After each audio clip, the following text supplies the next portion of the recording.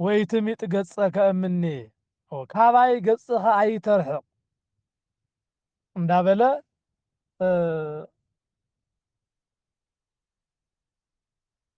ይልምነሎ ትካህን ማለት እዩ። ገጸ ምሕረትካ ይተርሕቕ ብዘይካ ናትካ ምሕረት ምንም እንገብሮ አገልግሎት ምንም እንገብሮ አምልኾ የለን እንዳበለ ማለት እዩ።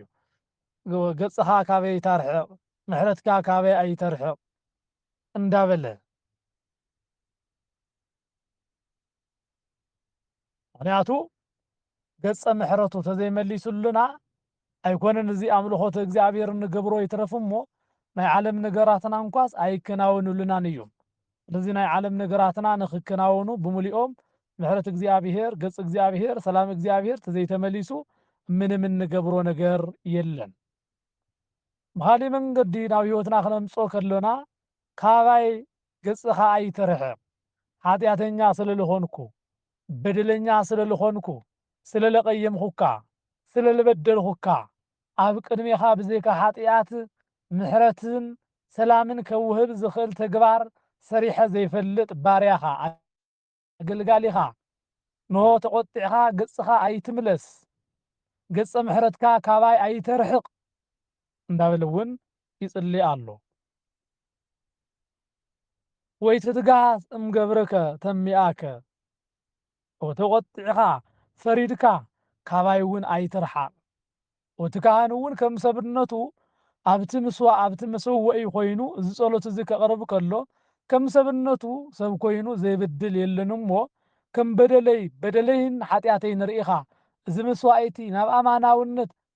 ንምልዋጥ ናተይ ብቕዓት ናተይ ዓቕሚ የብለን እዮም እሞ ነቲ ዘቕረቦ ዘለኹ መስዋዕቲ ከይተ ናተይ ጸንዕና ናተይ ሃይማኖት ናተይ ጉድለት ከይተመልኸትካ ንሆ እዚ ኣማናዊ ኣምልኾ ክከናውን ርድኣኒ እንዳበለ ዘቕርቦ ጸሎት እዩ። ናባና እውን ክነምጾ ከሎና ካባና ኣይተርሓቕ ኣምላኽና እግዚኣብሔር ፈሪድካ እውን ኣይተጥፍኣና ዕድመ ንስሓ ሃበና ዘመን ንስሓ ሃበና ደኣ እምበር ፈሪድካ ዘይተጥፍኣና በደለኛታት እዮም እዚኣቶም ክምለሱ ይክእሉን ኢልካ ኣይተጥፍኣና ዕለት ንስሓ ዓድልና ዓመት ምሕረት ወስኸና እንዳበልና ክንልምን ከም ዝግብኣና እዚ ጸሎት እዚ ይርኤና ኣሎ። ረዳእየ ኩነኒ ወኢትግደፈኒ ኖቲ ካህን ረዳእይ ኩነኒ እዚ ስጋ ኣምላኽ እዩ እሞ ናብ ኣማናዊ ስጋ ኣምላኽ ኮይኑ ክልወጥ ምእንታን ናትካ ረዳእነት ናትካ ሓጋዝነት ደኣ እምበር እዚ ናይ መለኮት ስራሕ ዝኾነ ኣነ ብውልቀይ ዝገብሮ ነገር የለን ናተይ ናይ ባርያኻ ኣገልግሎት ርኢኻ ናብ ኣማናዊነት ናብ ኣማናዊ ስጋ ናብ ኣማናዊ ደም ለውጥ እንዳበለ ይናገር ኣሎ። ሕጂ እውን ናብ ህይወትና ናብቲ ምስጢር እንዳወሰድና ኢና ንሪኦ ሕጂ እውን ንባዕልትና ረዳእይ ይኹነና ብህይወትና ብዝጸለናዮ ጸሎት ለውጢ ክነምጽእ ይከኣልናን ብሰገድናዮ ስግደት ለውጢ ክነምጽእ ኣይከኣልናን ንሕና ብዝገበርናዮ መንፈሳዊ ክንውን መንፈሳዊ ተግባር